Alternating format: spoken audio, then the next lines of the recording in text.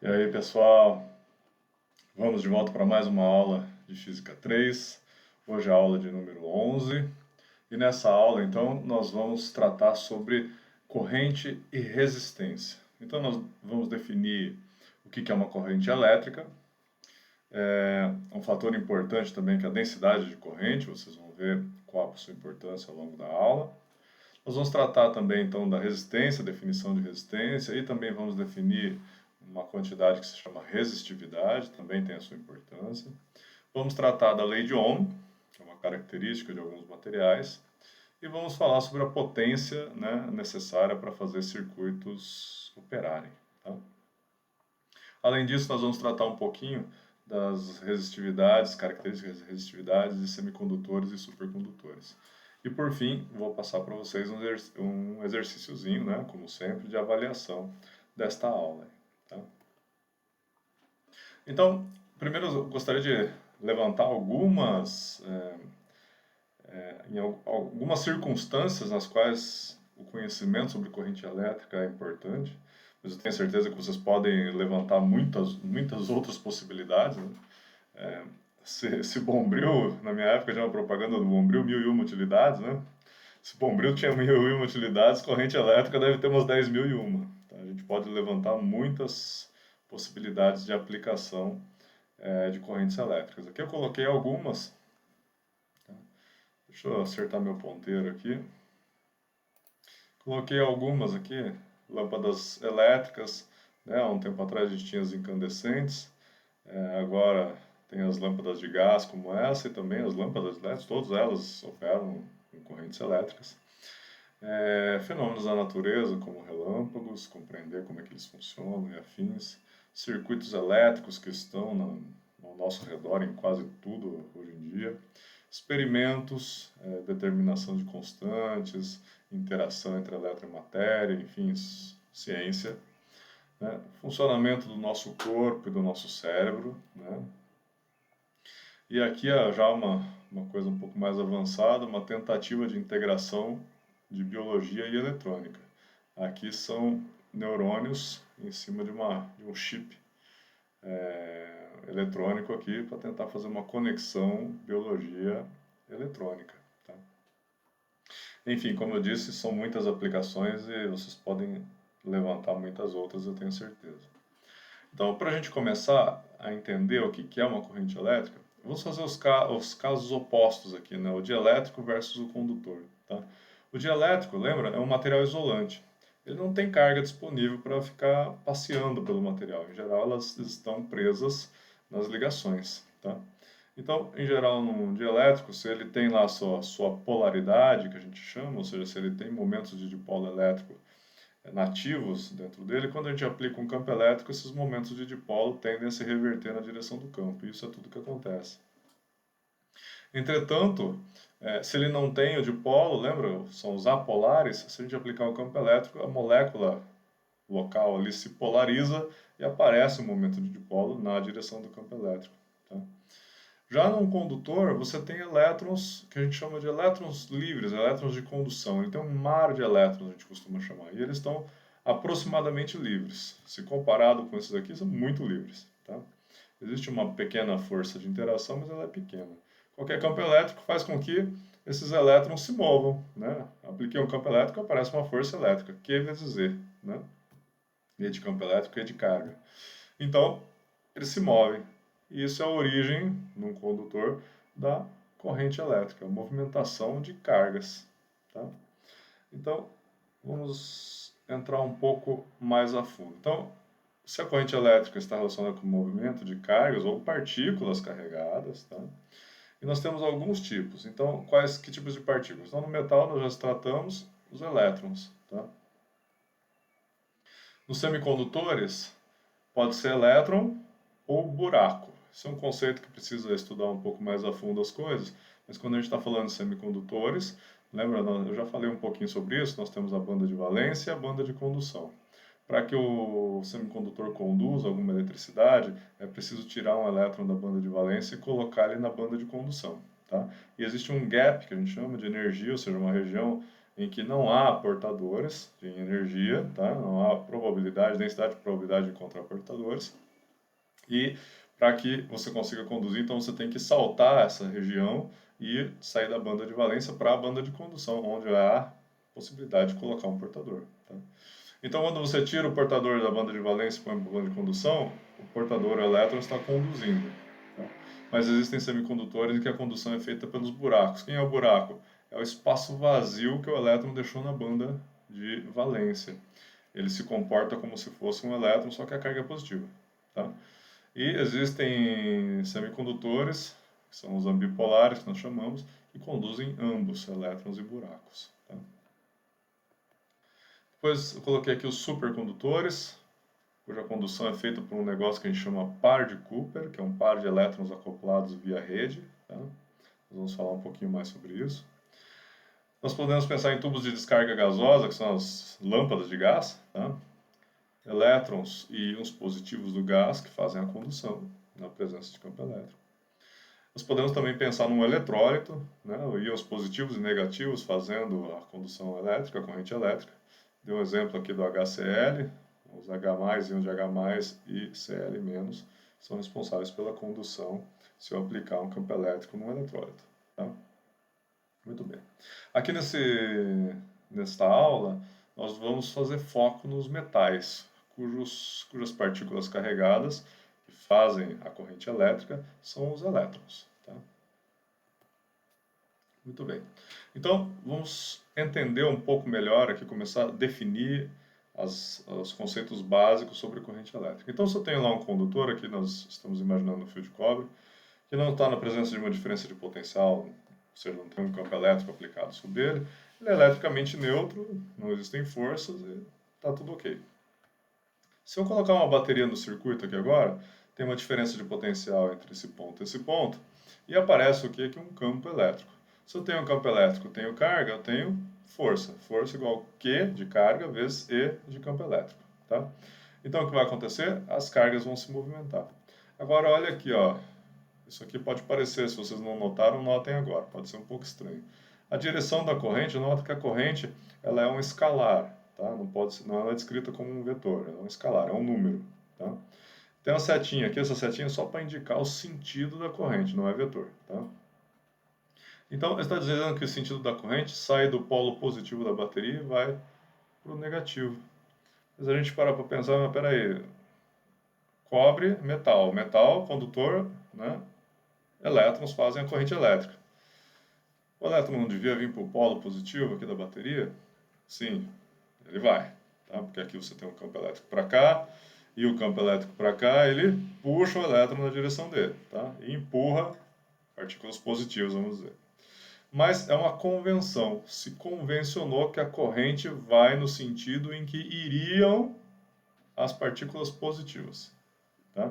Mas aqui a gente sabe que as partículas positivas estão ligadas, que fazem a estrutura do material. Estão lá, nos prótons, nos núcleos. Tá?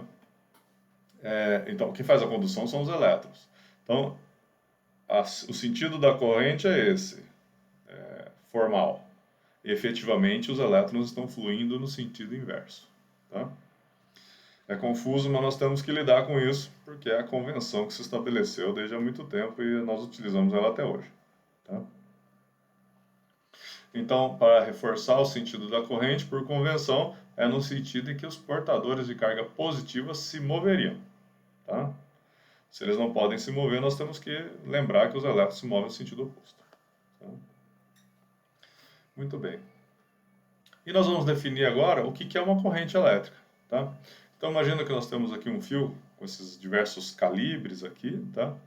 E vamos pegar aqui ó, a corrente que atravessa essa região entre A e a linha aqui. Tá?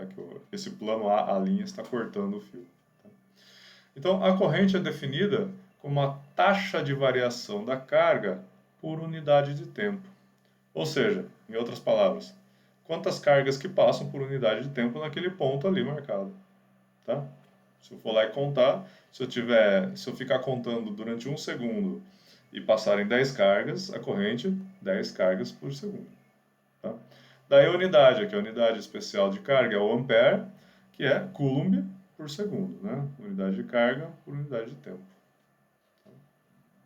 Muito bem, essa definição de corrente elétrica, então, taxa de variação da carga com relação ao tempo, num dado ponto.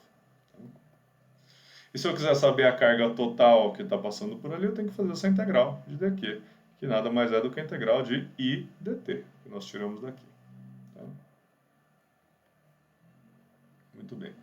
Aqui ó, tem uma coisa importante que nós temos que lembrar, que a carga ela é conservada. Isso implica no fato de que a mesma corrente, a corrente que passa aqui nesse plano A', através do fio, é a mesma que vai passar no plano B', aqui, nessa área de calibre maior. E é a mesma que vai passar nessa região do plano C'. Tá? Isso é uma consequência da conservação da carga. Tá certo? Outra consequência aqui da conservação da carga são o que nós chamamos de nós, ou seja, onde eu tenho um condutor que se divide em 2, 3, 4, depende. Tá? É um lugar de divisão. Tá? Isso é um nó. Então, se eu tenho uma corrente I0 chegando a um nó, a conservação da carga me diz que essa corrente vai se dividir em I1 e mais I2, mas a conservação da carga implica no fato de que I1 mais I2 tem que dar I0, que foi a corrente inicial que chegou. Tá? Ela pode se dividir da maneira que for favorável fisicamente, vai depender das resistências dos fios e afins. Se tiver resistência diferente, tem divisão diferente, né? Mas o fato é que a corrente que chegou tem que ser igual à corrente que saiu, no nó, tá? Então, I0 foi o que chegou, dividiu em 1 mais I2, e 2, a soma de I1 e 2 tem que dar o I0. Tá? A mesma coisa aqui nessa outra situação. Muito bem. Agora nós vamos falar um pouco de densidade de corrente. E quando a gente pensa em densidade, você já pode imaginar que nós vamos fazer, como nós fizemos aí ao longo do curso, nas diversas oportunidades, vamos fazer um tipo de normalização, né? Em geral, a gente usa um volume ou uma área, depende, né? Então, qual que é a importância de fazer isso? É você tornar as coisas comparáveis, tá? Vocês vão ver que a corrente, além de depender do material, ela depende de como é feito o componente, da sua geometria e afins. Tá? Já a densidade de corrente independe disso, só depende do material. Daí que fica interessante, eu posso comparar materiais daí. Tá? Com a corrente eu não posso, mas com a densidade de corrente eu posso fazer um comparativo entre materiais. Por exemplo, saber quem conduz mais. Né? Então, como é que nós definimos isso? Nós vamos definir então, ó, para uma dada área, tá? Vamos pegar essa área aqui. Nós temos um vetor que identifica essa área, que é o dA, tá? E nota aqui que nós temos linhas. Essas linhas aqui estão indicando o quê? Linhas de corrente, parecido com as linhas de campo elétrico, né? Então, veja lá. Então, se nós temos essas linhas, tá? Na verdade, elas não são linhas de corrente, são linhas de densidade de corrente. Então, nós vamos fazer um comparativo lá quando nós estudamos a lei de Gauss. Ó. O fluxo era integral, né, de EdA.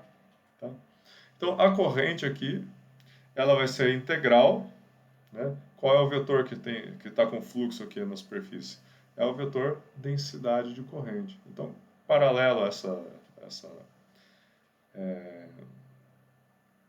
essa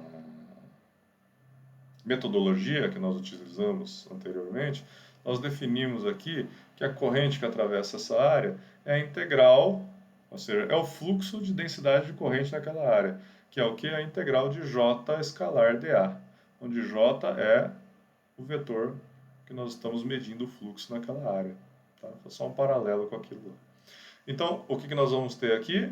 A corrente, se a corrente for uniforme, densidade, aqui não é corrente, tá, gente? É densidade de corrente. Mas serve para a corrente também, tá? Serve. É que a corrente é um escalar, a densidade de corrente é um vetor. Tá? A densidade de corrente uniforme, nós temos que J é paralelo ao dA, tá? Como no desenho aqui. E se a gente fizer essa conta, a gente fica que a corrente nada mais é do que J, densidade de corrente, vezes a área daquela superfície ali. Tá?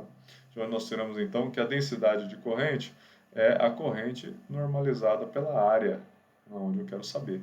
Tá? Essa densidade de corrente. E as unidades são corrente por área, então tem que ser ampere por metro quadrado. Tá? Então, densidade de corrente é uma normalização da corrente pela área onde ela está atravessando, tá? A área do material. Muito bem.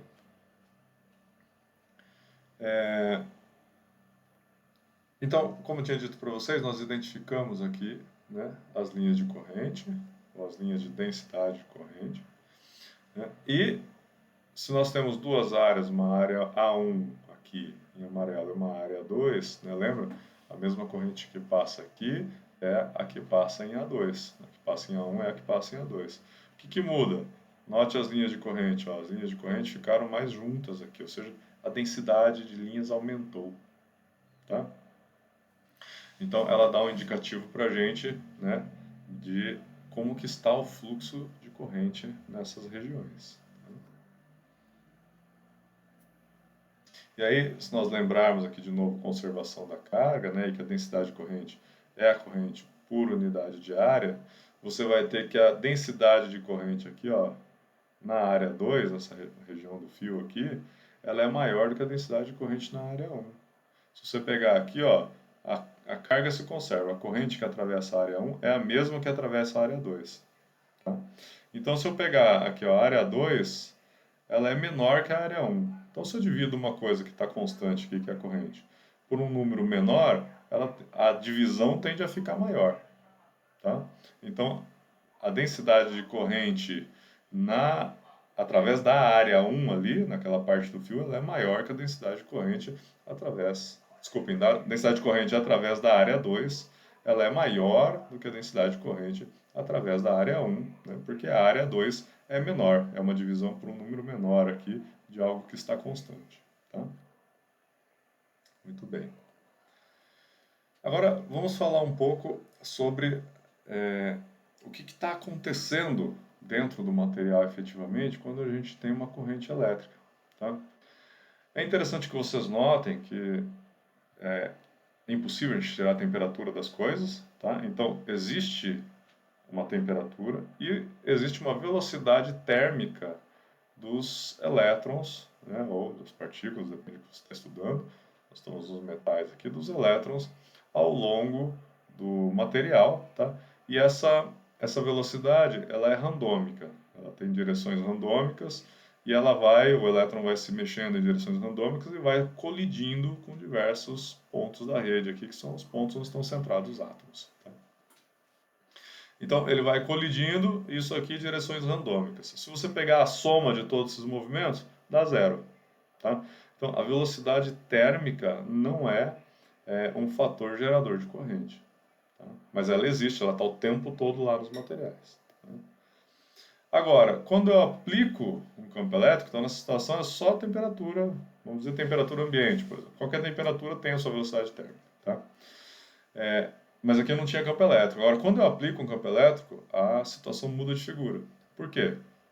Carga vezes campo elétrico igual força. Força igual massa vezes aceleração. Aceleração igual está movimentando. Tá? Então, quando eu aplico um campo elétrico, eu coloco uma força aqui nas cargas elétricas, nos elétrons, que estão agora com uma orientação preferencial de movimento. O movimento já não é mais só randômico. Então ele continua tendo movimento térmico, randômico, mas uma componente agora que dá uma direção, ele não é tão randômico assim, dá uma direção para as cargas elétricas devido à força que aparece por causa do campo elétrico. Tá? Então, se o campo elétrico está para cá, da direita para a esquerda, aqui na figura, a força sobre os elétrons está da esquerda para a direita. Então, eles tendem a se movimentar, fazendo colisões aqui, mas eles têm uma movimentação não nula para o lado direito aqui da figura. Tá? Essa velocidade a gente chama de velocidade de deriva. Só a parte térmica, velocidade térmica. Essa velocidade que ele adquire por causa do campo elétrico, a gente chama de velocidade de deriva. Tá? E aqui, só para vocês terem uma noção dessas velocidades, nós vamos desenvolver essas contas, mas para que vocês tenham uma noção, a velocidade de movimentação randômica aqui, térmica, ela é muito maior que a velocidade de deriva devido ao campo elétrico. Né? O senso comum diz para a gente que não, né? Porque quando eu acendo, eu bato a mão ali no interruptor da luz, da lâmpada, né? A luz acende imediatamente, a lâmpada acende imediatamente, né? Eu tenho uma noção que as coisas são instantâneas, mas não são. Dá uma olhada aqui, ó. A velocidade térmica, estou falando para o cobre aqui, tá? É da ordem do negócio que a gente chama de velocidade Fermi, que é 1,57 vezes 10 a 6 metros por segundo. É uma velocidade bastante alta, 10 elevado a 6 metros por segundo. Tá? Já a velocidade de deriva, ou seja, aquela que aparece quando eu aplico um campo elétrico, aqui está por um fio de 2 milímetros de raio, foi a estimativa que eu peguei de um livro aí, ela é da ordem de 6 vezes 10 a menos 6 metros por segundo. Transformei numa unidade aqui mais simples, ó, 2 centímetros por hora. Né? Um daqueles caracolzinhos de jardim, acho que anda mais rápido do que isso. É muito lento, gente. Vocês têm noção disso? Aí a gente fica se perguntando, então, mas como é que é praticamente instantâneo? Eu bato a mão no interruptor, desde que fez contato elétrico, a lâmpada acendeu. Significa que a corrente chegou imediatamente lá. Como assim se ela anda tão lento assim? Já pensou, gente, se tiver 1 metro de fio entre o interruptor e a lâmpada? Se tivesse que esperar a 2 centímetros por hora até acender, ia ser meio chato, né? O que está acontecendo aqui, gente? É um fenômeno, sei lá, talvez para os estudantes o mais próximo seria pegar o Inter 2 no horário de pico, né? Para ir para a universidade, né? Como é que vai funcionar o negócio? Se ele estiver lotado e com as portas abertas e resolver entrar mais um, alguém, se entrar pela porta traseira, alguém lá na porta da frente vai ser espirrado para fora. Né? É basicamente isso. A mesma coisa, sei lá, quando mangueira com água, né?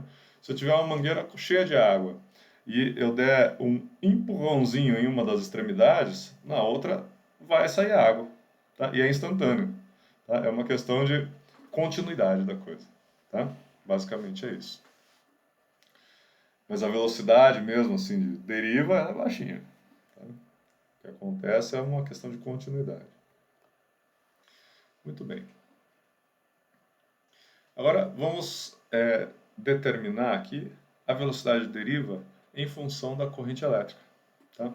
Então peguemos aqui um fio de área A e a corrente que atravessa o fio carga sobre tempo, que nós estamos estudando. Então,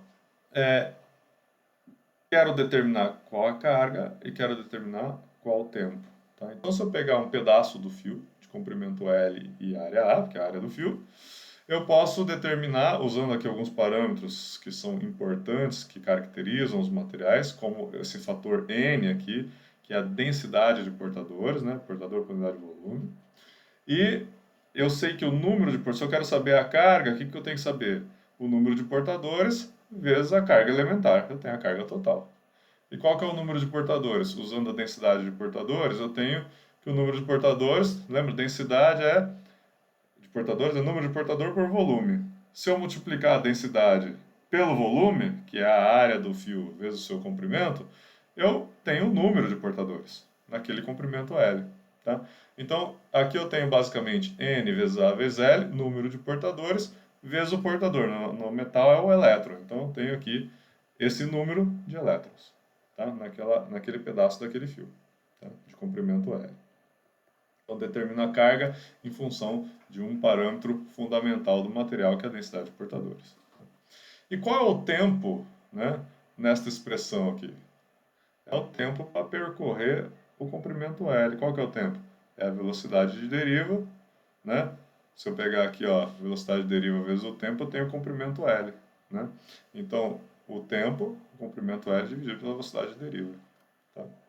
É o tempo que o elétron demora para percorrer este comprimento aqui, né? Que é a velocidade dele na presença de campo elétrico, velocidade de deriva. Lembra que a velocidade térmica não provoca movimentação, a movimentação dela é nula, é randômica. Tá? A movimentação global integrada é nula. Então, e aí a gente tem que usar só a velocidade de deriva. Tá? Então, eu posso agora reescrever a corrente aqui usando essa expressão como a densidade de portadores vezes a área do fio vezes a carga elementar vezes a velocidade de deriva. De onde eu posso tirar a velocidade de deriva aqui já? Então eu tiro a velocidade de deriva como sendo a corrente dividido pela densidade de portadores vezes a área vezes a carga elementar. E aqui, ó, nós podemos identificar a corrente dividido por área. Isso aqui é a densidade de corrente. Então eu posso escrever a velocidade de deriva como a densidade de corrente que atravessa aquele pedaço do fio, dividido por N vezes E, a densidade de portadores vezes a carga elementar. Tá? Essa carga elementar nós chamamos ela de densidade de carga dos portadores. É um nome para N vezes E. Tá? E aí nós podemos passar aqui para a forma vetorial. A densidade de corrente é a densidade de carga dos portadores vezes a velocidade de deriva. Muito bem.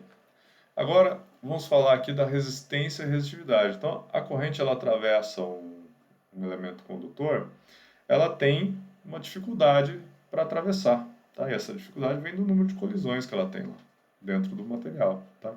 Então a resistência elétrica R ela pode ser entendida como uma dificuldade oferecida à passagem de uma corrente elétrica através de um meio. Tá? Nós estamos falando aqui de materiais como metais, mas pode ser qualquer tipo de meio. Tá? Então, a resistência, dificuldade à passagem do portador. Tá? No caso dos metais que nós estamos estudando aqui, essa dificuldade vem das colisões múltiplas que ela sofre durante o caminho que ela está percorrendo. Tá? Colisões com os átomos da rede. Muito bem. Então, nós definimos aqui a resistência à passagem do portador como a razão entre a tensão aplicada no material dividida pela corrente que está atravessando. Tá? E nós temos uma unidade especial aqui, esse ômega maiúsculo aqui, que nós chamamos de ohm. Que um ohm é 1 volt por ampere. Tá? Volt da unidade de tensão e ampere da unidade de corrente. Aqui, tá? É interessante lembrar que a resistência, gente, ela não serve também, assim como a corrente não serve para comparar entre os materiais. Nós tivemos que lançar a mão da densidade de corrente. E a resistência é a mesma coisa. A resistência é uma propriedade do componente. E depende de coisas, além do material, ela depende de coisas como fatores geométricos. Se está encurvado, se está reto, se está com formato quadradinho, se está com formato triangular. Cada coisa dá uma resistência para o mesmo material. Tá? Então, áreas dos fios, ó, todo mundo fio reto. Se a área for diferente, a resistência é diferente. Tá? Então, a resistência não serve para comparar materiais. Tá? Muito embora seja o que a gente mede efetivamente no laboratório. Tá? Mas aí a gente lança a mão de resistividade. Vamos chegar lá. Tá? Muito bem.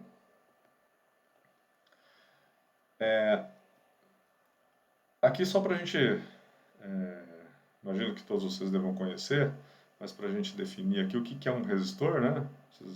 São esses tipos de elementos que a gente vê em circuitos elétricos por aí. E quando a gente está fazendo um diagrama de circuito, esse aqui é o símbolo, esse zigue-zague aqui, essa serrinha aqui, é o símbolo do resistor num circuito elétrico, tá? Quando a gente está fazendo um diagrama de circuito. E o resistor é definido como um condutor, que tem uma resistência controlada, tá? Que é colocado em um circuito com o objetivo de regular a passagem da corrente. Então, se eu tenho lá um determinado resistor, eu quero, sei lá, tenho um circuito que eu tenho 10 amperes, mas eu quero que a corrente que chega no meu dispositivo, que está sendo alimentado por essa fonte, seja só de 5 amperes. Então, o que eu posso fazer? Eu posso colocar um resistor no meio do caminho que regule a quantidade de carga, a quantidade de corrente que chega no meu dispositivo. Tá? Eu coloco um resistor que abaixa a minha corrente para 5 amperes. Tá? Então, essa é uma aplicação muito útil dos resistores. E agora vamos definir a resistividade, que essa sim é uma quantidade intrínseca e característica do material. Tá? Ela permite a comparação entre os materiais. Então vamos ver aqui. Para a gente definir, interessa para a gente a densidade de corrente elétrica, gerada como resposta a um campo elétrico. Tá? Então nós vamos definir a resistividade como a razão entre o campo elétrico pela densidade de corrente. Tá? Ou, escrito aqui na sua forma vetorial, campo elétrico igual a resistividade vezes o vetor densidade de corrente. Tá? E a unidade de resistividade é o ohm vezes o metro, ohm metro. Tá? Notem que aqui, ó, nós vamos ver já já, aqui nós já temos uma definição da lei de Ohm. Vamos discutir isso daqui a pouco.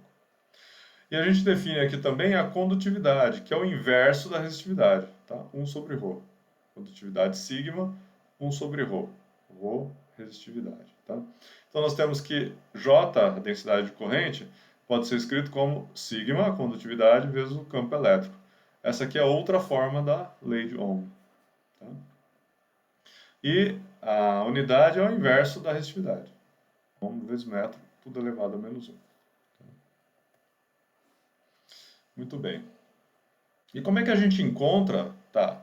Aí nós temos essa quantidade que a gente chama de resistividade, que é uma quantidade importante para comparar entre materiais. Tá?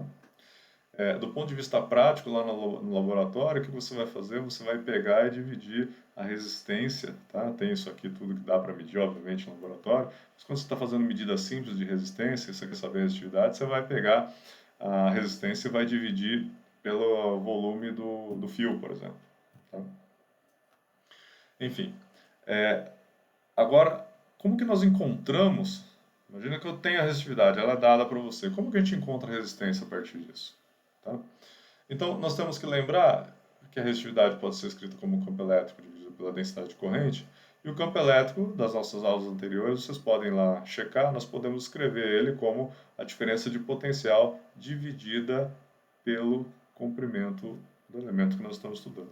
E a densidade de corrente, então, acabamos de ver, ela pode ser escrita como a corrente dividida pela área do elemento. Tá? Se nós fizermos essas substituições, nós vamos ter aqui, ó, substituir E, substituir J, né? E nós podemos identificar aqui, ó, imediatamente que tem V sobre I. V sobre I é R, resistência, tá? De modo que eu posso escrever, isolar aqui a resistência, eu escrevo a resistência como ρ, né, a resistividade, vezes o comprimento do fio ou do elemento dividido pela sua área. Tá? Essa é a expressão que relaciona resistência e resistividade. Ela é relacionada por fatores geométricos aqui, ó, da forma que você está estudando, comprimento e a área. Lembra que eu falei para vocês? A resistência ela depende de fatores geométricos. Está aqui. Tá? A resistividade não. Ela é uma coisa intrínseca porque ela só depende de campo elétrico e de J. Então aqui algumas resistividades pegadas aqui em 20 graus Celsius, tá?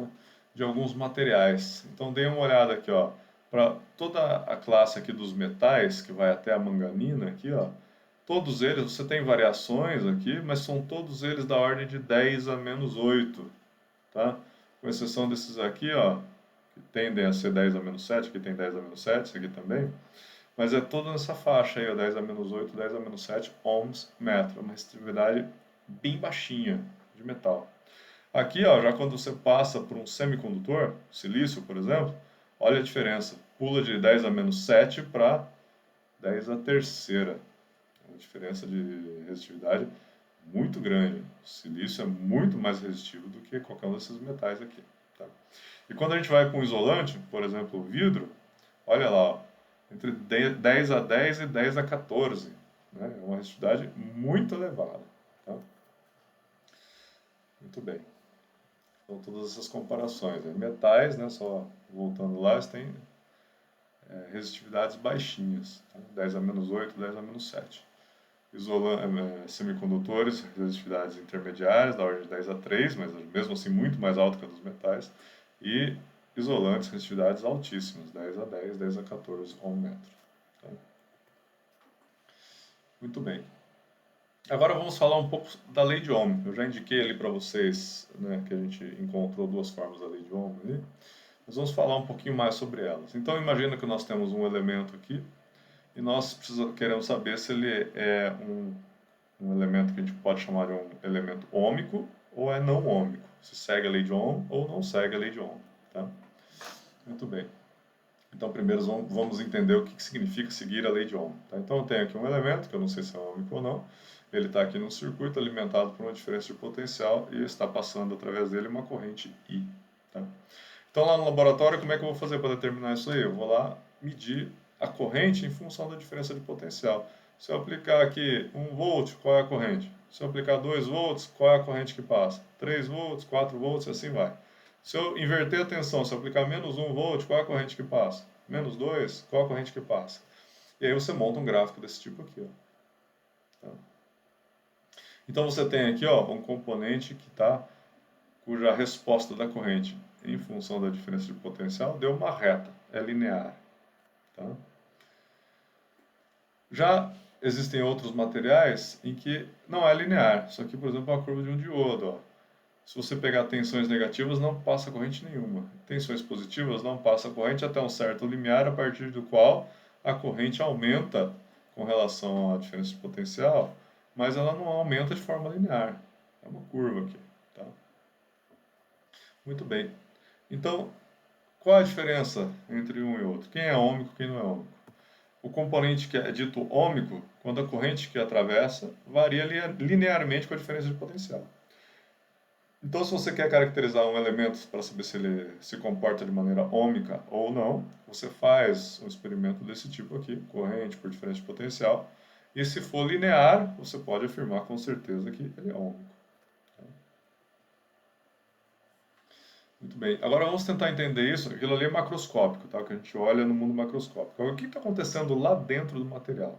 Então, para a gente se lembrar aqui, ó, nós temos lá o movimento dos elétrons, o movimento térmico, que dá origem à velocidade térmica, e o movimento devido à aplicação de campo elétrico, pela força elétrica, a gente chama, que aparece lá a velocidade de deriva. Né?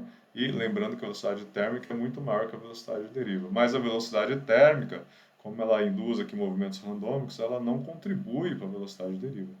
Tá? Muito bem. Então, na presença do campo elétrico, o que aparece lá dentro do material? Uma força sobre os elétrons. Tá? Essa força pode ser escrita como massa vezes aceleração. Né? E nós vamos isolar a aceleração aqui, que é a componente de movimento. Né? A força tem que ser a força elétrica, que não substitui a força. Tá? Carga vezes o campo elétrico. Carga elementar do elétron vezes o campo elétrico, dividido pela sua massa aqui. Tá? Muito bem. Agora nós temos que considerar que entre uma colisão e outra passa um certo tempo. Tá? E esse tempo eu vou chamar de tal. Tá? Perdão. Então, uma vez que o elétron começou a se mover numa dada direção aqui, e sofreu uma colisão, tá? Vai passar um tempo, daqui a pouco ele vai sofrer outra colisão. E o tempo entre uma colisão e outra a gente chama de tal. E quando o elétron sofre essa colisão, é que nem se ele perdesse a memória. Ele perde a memória da velocidade de deriva. Tá? Então ele fica só com a velocidade térmica, randômica de novo. Mas o campo elétrico continua lá. E então ele começa a ser acelerado de novo, ele vai ganhar velocidade de novo. Tá? Na direção aqui da força elétrica. E nesse meio tempo entre uma colisão e outra, ele tem uma velocidade que é dada por sua aceleração, que está relacionada com a força que foi aplicada sobre ele, vezes o tempo entre colisões. Tá? Então eu encontro aqui a velocidade de deriva, que é justamente essa velocidade, devido à força elétrica, como a aceleração que ele ganhou por causa da força elétrica, Q vezes Z, vezes o tempo entre duas colisões. Tá? Porque quando ele colide, ele volta a ter só apenas velocidade térmica. Então, eu posso isolar aqui e substituir a aceleração.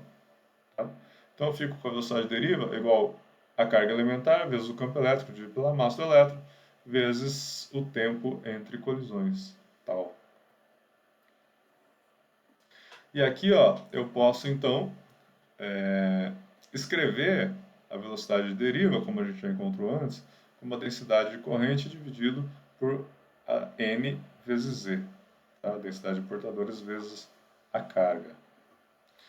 E aí eu posso então isolar o campo elétrico, escrevendo ele aqui como E igual, né, substituir essa parte aqui que está em azul lá, e eu obtive isso aqui, E igual a razão aqui, m sobre e quadrado n vezes tal, vezes o j. Se lembram lá da expressão que a gente tinha anteriormente? Já dá para a gente identificar aqui quem? A resistividade. Esse fator aqui, ó, é a resistividade.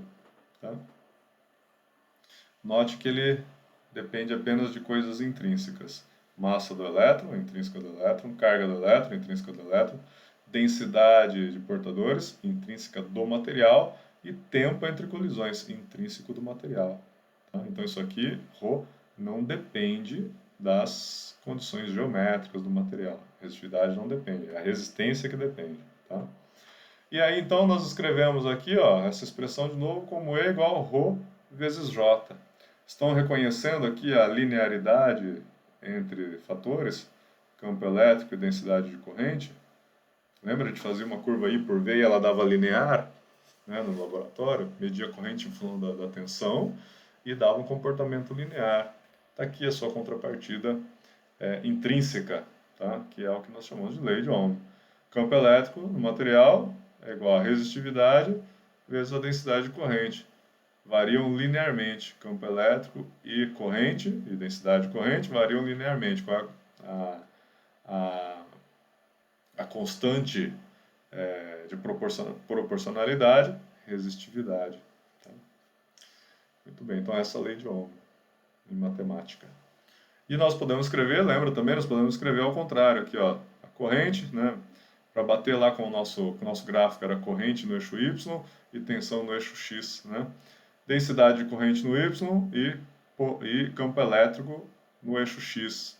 A constante de proporcionalidade é sigma, condutividade, o inverso da resistividade. Também outra forma da lei de Ohm. Notem que corrente, né, vou fazer o paralelo aqui, densidade de corrente com a corrente que a gente tinha no gráfico e tensão com campo elétrico. Varia linearmente um com o outro e a constante de proporcionalidade linear da linearidade aqui é o sigma. Tá? Nesse caso, a condutividade do material. Tá? E por fim, tendo definido todas essas coisas, vamos falar agora da potência nos circuitos. Qual é a potência necessária para fazer um circuito operar? Tá? Então, a primeira coisa que temos que observar aqui é que a potência é uma taxa de transferência de energia elétrica para o circuito. Tá? E vem da onde? Né? Em geral, eu tenho lá um elemento no circuito que eu quero fazer uma operação com ele, quero fazer ele funcionar. Eu tenho uma diferença de potencial gerada por uma bateria aqui, em geral, que ela transforma energia química em energia elétrica, gerando um campo elétrico no circuito, fazendo uma corrente circular. Tá? Muito bem. Então, isso aqui eu já disse para vocês, né? A bateria gerando, transformando energia química em energia elétrica. E a potência que o circuito, então, vai demandar para funcionar é definido como uma taxa de transferência de energia elétrica para o circuito. Então, a bateria transforma energia química e transforma energia química em energia elétrica, lembra? Potencial elétrico, energia potencial elétrica, e aí, quando eu ligo no circuito, ela transfere energia potencial elétrica para a realização de trabalho no circuito. Tá?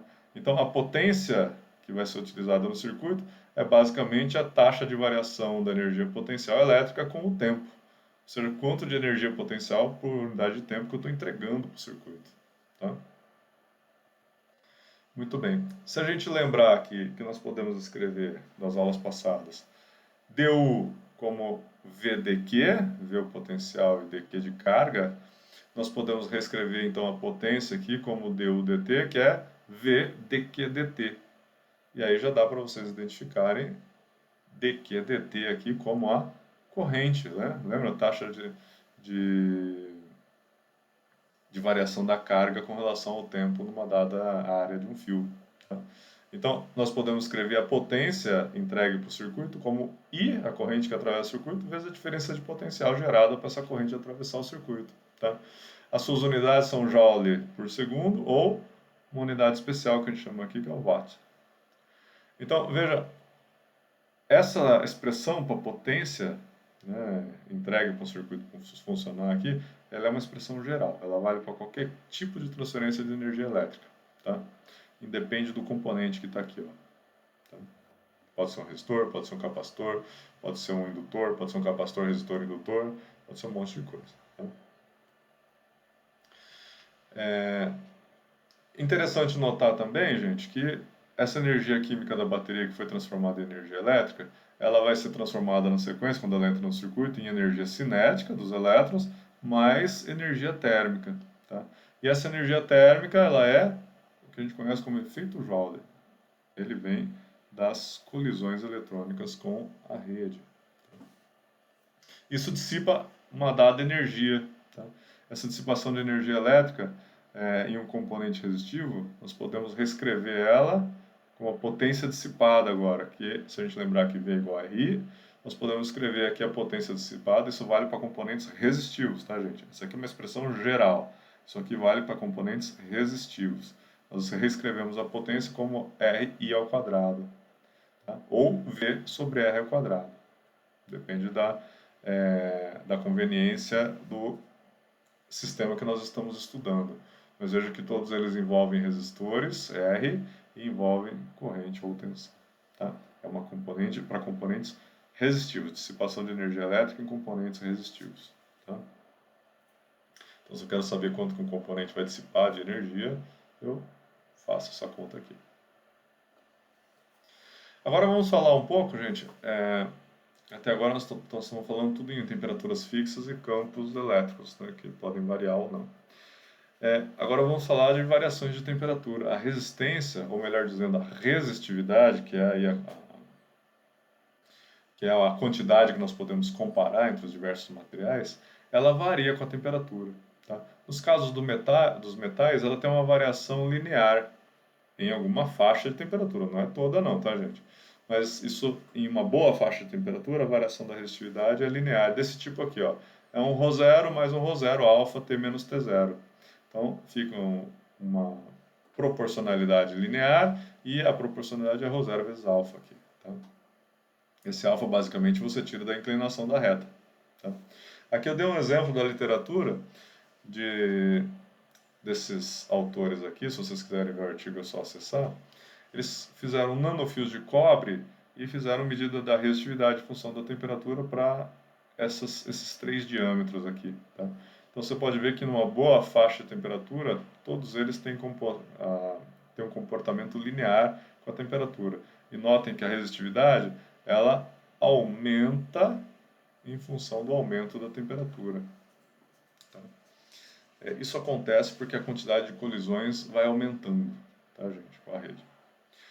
Só que se vocês olharem ali embaixo da temperatura, ó, tem mais coisa acontecendo. Aqui não é linear. Então aqui tem outros fenômenos físicos envolvidos que, obviamente, precisa ser estudado num curso específico para isso, tá, gente? Tem que estudar física do estado sólido para poder compreender o que está acontecendo. Aqui só para a gente ter essa informação. Tá? Eu acho legal vocês pegarem aqui, entrar no site, no petcoloradoedu.ptbr aqui, e digitar lá circuito bateria resistor.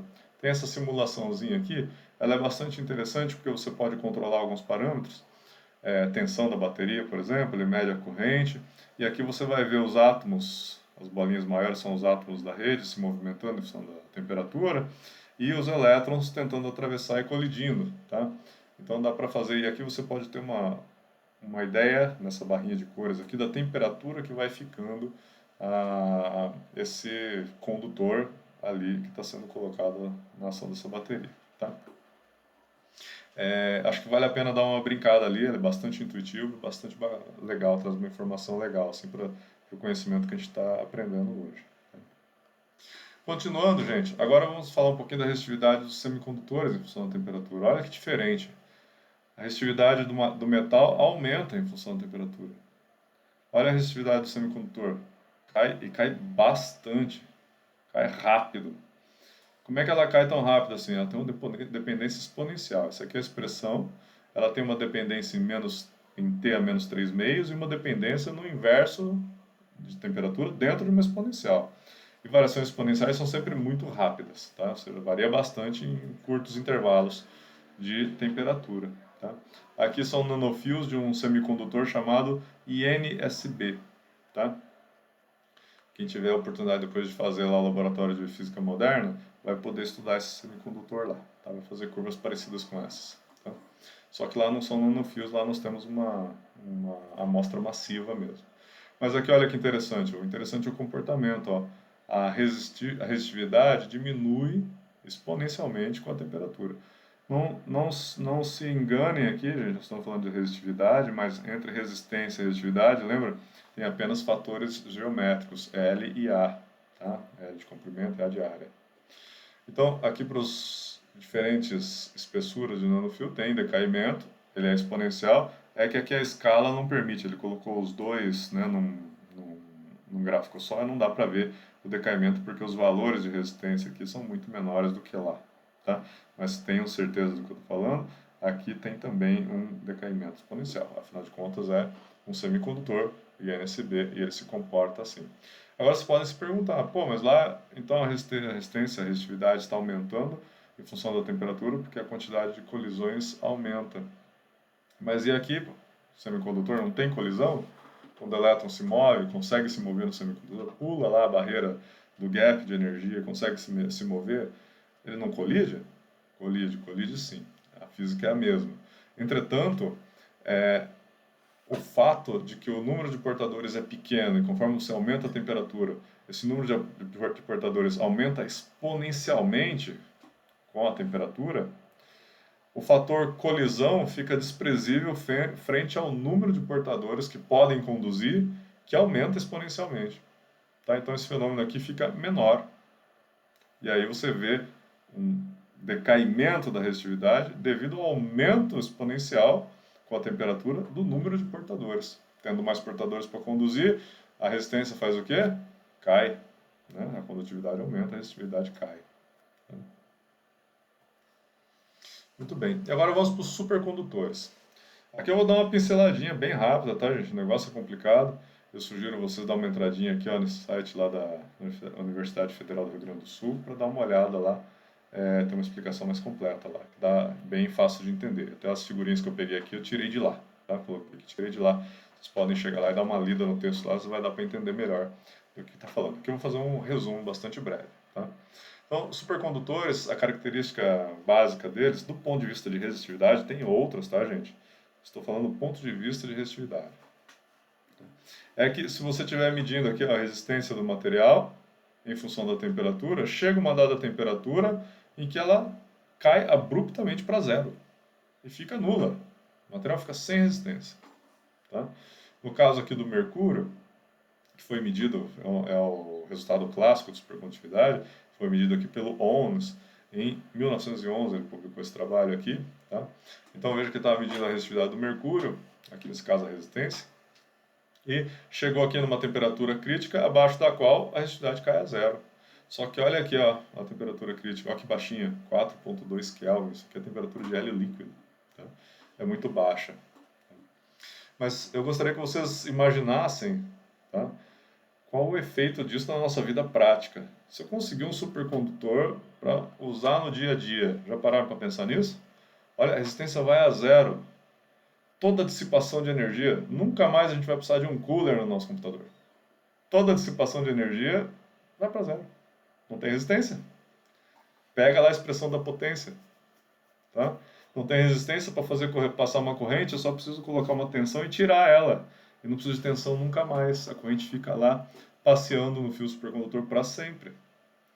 E sabe se para sempre existem pesquisadores japoneses que estão testando esse para sempre.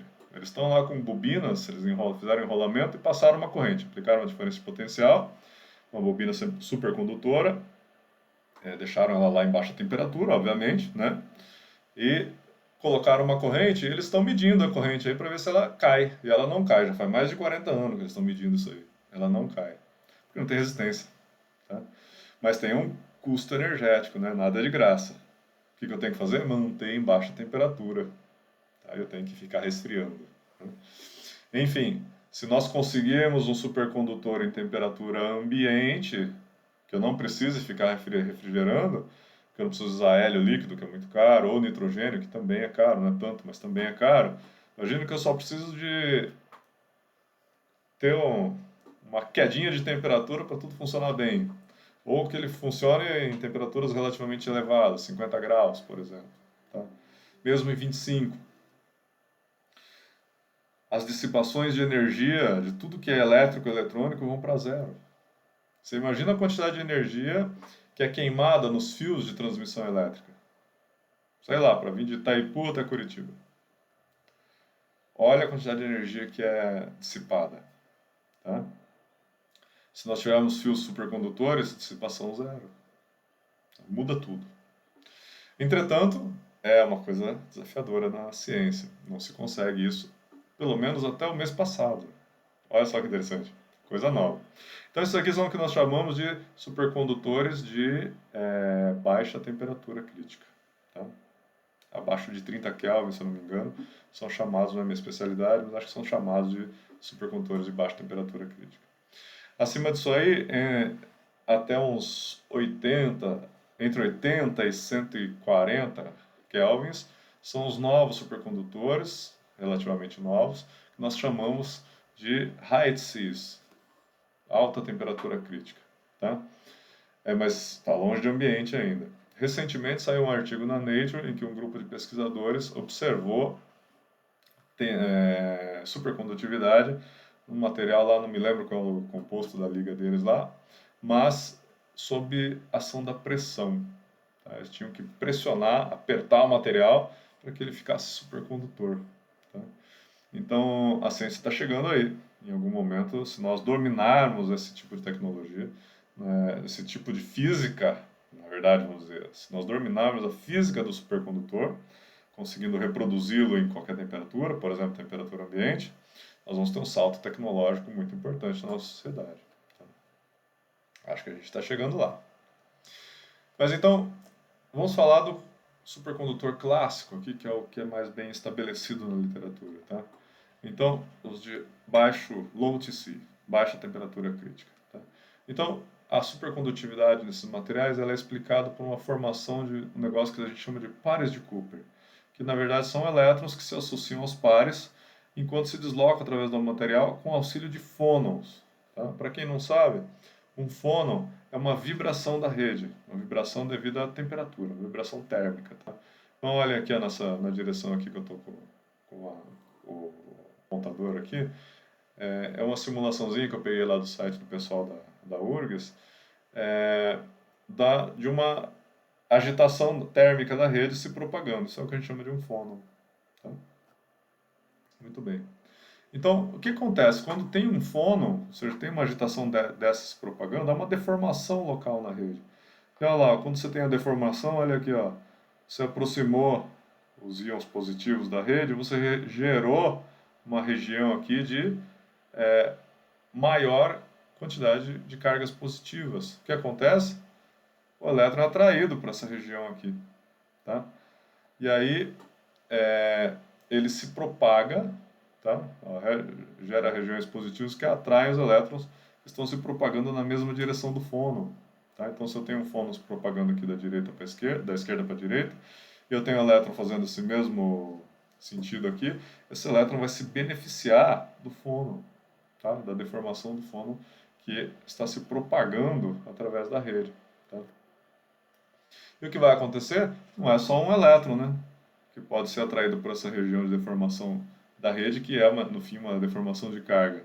Outros podem se juntar e eles fazem um par de Cooper. Eles se beneficiam desse movimento junto com o fônon da rede para se propagar sem colisões. Tá? Basicamente, esta é a ideia. Então, você coloca a resistência, a resistividade da velocidade de drift, que a gente chama aqui, que é a velocidade de propagação do elétron na rede, nesse caso aqui o par de elétrons, que a gente chama de par de Cooper, vai a zero, tá? A resistividade. Então é isso, gente. Por essa aula é isso. Eu vou então colocar aqui na descrição do vídeo, vou colocar o exercício que vocês têm que fazer para me entregar como avaliação dessa aula. Também vou colocar ali os links daquele experimento simulado para vocês olharem e também do site do pessoal da Universidade Federal do Rio Grande do Sul para vocês olharem a questão da supercondutividade, ter uma ideia melhor de como é que funciona, tá bom? Então até a próxima aula. Um abraço!